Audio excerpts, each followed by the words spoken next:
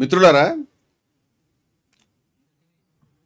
ఇది మేము హిందూ మతానికి సంబంధించి Hindus for plurality and equality సంస్థ కానివ్వండి, అన్నమయ్య కళాక్షేత్రం కానివ్వండి, చేస్తున్నటువంటి వర్క్ ఇవాళ 2 తెలుగు రాష్ట్రాల్లో కానీ బయట రాష్ట్రాల్లో ఏదైనా ఒక హిందూ సంస్థ చేస్తోందా అని సవాల్ చేసి అడుగుతున్నాను నేను. మీకు తెలుసా ఏం జరిగిందో? తిరుమలలో అన్నమయ్య గృహాన్ని 32,000 కీర్తనలు రాసినటువంటి మహనీయుడి గృహాన్ని ఆయన ఇంటిని కూల్చేశారు. షేక్స్పియర్ 37 నాటకాలు ఎన్నో రాశాడు. ఆయన వాడిన పెన్ను దగ్గర నుంచి ఆయన మ్యూజియం పెట్టి వాళ్ళు గౌరవించుకుంటారు. మనకేం దౌర్భాగ్యం, అన్నమయ్య గురించి మనం తలుచుకోవడం లేదు. అన్నమయ్యకి సంబంధించి అన్నమయ్య ఇల్లు మళ్ళీ యథాతథ స్థానంలో కట్టాలి అనేటువంటి ఉద్యమాన్ని టేకప్ చేసి దానికి సంబంధించి 11.5 లక్షల భక్తుల సంతకాలు పెట్టించుకున్నాం మేము 3 నెలల కాలంలో. మరి మేము హిందూ సంస్థలం అని చెప్పేవాళ్ళు ఎవరు కనిపించలేదు మాకు ఎప్పుడూను. కొంతమంది మా మీద ఫిజికల్ దాడి కూడా చేశారు ఆ రోజుల్లో. అది మీ చరిత్ర. అన్నమయ్య గృహసాధన సమితికి సంబంధించి స్వామివారి అధ్యక్షులుగా 11.5 లక్షల భక్తుల సంతకాలు మేము చేయించిన తర్వాత మరి అంతర్వేది నుంచి ప్రారంభించి విజయదశమి రోజు 2022 కరెక్టేనండి స్వామి, 22 అంతర్వేది నుంచి ప్రారంభించి అన్నమయ్య చైతన్య రథయాత్ర 11.5 లక్షల సంతకాలు అంటే మనకి ఇంత వస్తాయి. వాటిని పుస్తకాలుగా కుట్టించి ఒక రథంలో పెట్టి అన్నమయ్య చైతన్య రథయాత్ర అనేటువంటి దాన్ని స్వామివారు 2 తెలుగు రాష్ట్రాల్లో కొన్ని వేల కిలోమీటర్లు దాన్ని గ్రామాన ప్రతి పట్టణంలో ఉన్నటువంటి కొన్ని వందల ఆలయాల్లో అర్చనలు చేయిస్తూ ప్రెస్ మీట్లు పెడుతూ గ్రామాన జాగృతి తీసుకొచ్చి ఇలా జరిగిందనే విషయాన్ని కూడా మీరు ఎవరు చెప్పలే. గ్రామాన్ని చెప్పింది మేము. ఆ 11.5 లక్షల సంతకాలని టీటీడీకి ఇచ్చింది మేము. టీటీడీకి మళ్ళీ పదే మంత్రులకి వాళ్ళకి రిమైండ్ చేసింది మేము. ప్రభుత్వం మారిన తర్వాత వెయిట్ చేసి మళ్ళీ వాళ్ళు చెప్పిన వినకపోవడంతో ఖచ్చితంగా మళ్ళీ 2వ దఫా అన్నమయ్య ఉద్యమాన్ని ప్రారంభించబోతున్నది కూడా మేమే. మీరు అంతా ఎక్కడ ఉన్నారు అప్పుడు? అన్నమయ్య ముఖ్యమైన వ్యక్తి కాదు, మీకు తెలియదా? దానికి సంబంధించి మేము చెప్పినప్పుడు కూడా ఎవరు మాట్లాడలేదే. ఆ ఉద్యమం జరుగుతుందని తెలిసిన తర్వాత మీ దృష్టిలో ఉన్న తర్వాత కూడా మీరు దాని ఎప్పుడు ఖండన ప్రకటన కూడా చేయలేదే. ఒక చిన్న అర్జీ కూడా ఇవ్వలేదే. మీరు హిందువులం మేం కాదా? ఏం మాట్లాడుతున్నారు మీరు? అదేవిధంగా స్వామివారు ఎన్ని హైందవ భక్తి కళా సమ్మేళనాలు పెట్టారు, ఎన్ని భక్తి కళ వారికే గుర్తుండదేమో.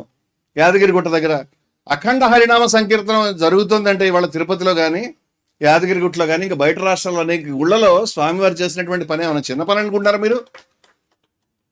ఏమీ లేకుండా ఒక యూట్యూబ్ పెట్టుకుని, ఏమీ లేకుండా ఒక బొట్టు పెట్టుకుని కేకలు పెట్టి కొట్టేస్తే హిందూ అయిపోతావా? మరి పనులు చేసిన వాళ్ళంతా ఏం కావాలి? అదేవిధంగా సనాతన కాహళి పేరు మీద ఇప్పుడు 22 సభలు జరిగినాయి. ప్రతి నెల ప్రసంగాలు.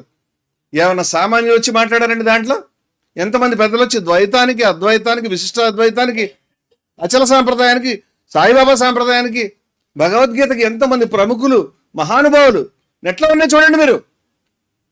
మేము చేసినటువంటి రథయాత్ర వివరాలు మా యూట్యూబ్ ఛానల్లో, జయభారత్ మూవ్మెంట్ ఛానల్లో మీరు వెళ్ళి చూస్తే కనిపిస్తాయి. ఊరున ఏ విధంగా రథం వెళ్ళిందని. మేము ఏమాటన్నా మేము చెప్తున్న విషయాలకి సాక్ష్యాధారాలతో సహా మేము ముందు నుంచి మాట్లాడుతున్నాం. మేము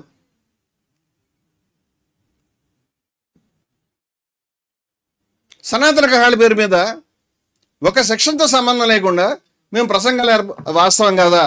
విద్వేషం, అసమానత్వాలకు వ్యతిరేకంగా హిందూ మతం అనే పేరు మీద భాస్కర ఆడిటోరియంలో 2024లో భారీ ఎత్తున హిందూ సమ్మేళనం జరిపించినటువంటి విషయం వాస్తవం కదా? శ్రీ రంగరాజన్ గారి దగ్గర నుంచి ఎంతమంది ప్రముఖులు దానికి హాజరయ్యారు? అనేక సాధువులు, అచల గురువులు, పెద్దలు, ఎన్ని సంప్రదాయాలకు సంబంధించిన వాళ్ళు వచ్చారు. చూడండి, రికార్డు తీసి మీకు అర్థమవుతుంది. నా భూతో నా భవిష్యత్తు 2 తెలుగు రాష్ట్రాలు అటువంటి హిందూ సమ్మేళనం. అటువంటి హిందూ సమ్మేళనాన్ని మళ్ళీ మేము ఈ విజయదశమికి 2 రోజులు ఏర్పాటు చేయబోతున్నాం. ఎందుకంటే చరిత్రని నిర్మించడమే కాదు, చరిత్రని కొనసాగిస్తాం, చరిత్రని నడిపిస్తాం, చరిత్రని మారుస్తాం. మేము ఇటువంటి పనులు చేస్తున్నటువంటి సంస్థ స్వామివారి మీద చిలుకూరు బాలాజీ టెంపుల్లో ధూర్తులు, ఇక నీలాంటి ధూర్తులే నిన్న చేసినాడు. అటువంటి నీచులు స్వామివారి రంగరాజన్ గారి మీద పూజ్యులు ఎవరైనా శత్రువులు మిత్రులు సైతం నమస్కరించి తల వంచేటువంటి మహానుభావుడైన ఆయన పైన భౌతిక దాడికి పాల్పడినప్పుడు మా సంస్థలు అక్కడికి వెళ్ళి మాట్లాడటమే కాకుండా మరి ఎల్బీ నగర్లో వేదనాదం శాంతివాదం అనే పేరు మీద అద్భుతమైనటువంటి వేద సూక్తాలు అవన్నీ ఉన్నాయని కూడా మీకు తెలియదు. గొప్ప శాంతిని గొప్ప నాసదే సూక్తం కానివ్వండి, మధు సూక్తం కానివ్వండి, సృష్టి సూక్తం, అన్ని సూక్తాలని కూడా చక్కగా దానిపైన ఒక చక్కటి లిస్టు వేసుకుని పండితుల్ని రప్పించి వేదనాదం శాంతివాదం అనే పేరు మీద అద్భుతమైన కార్యక్రమం మేము చేశాం.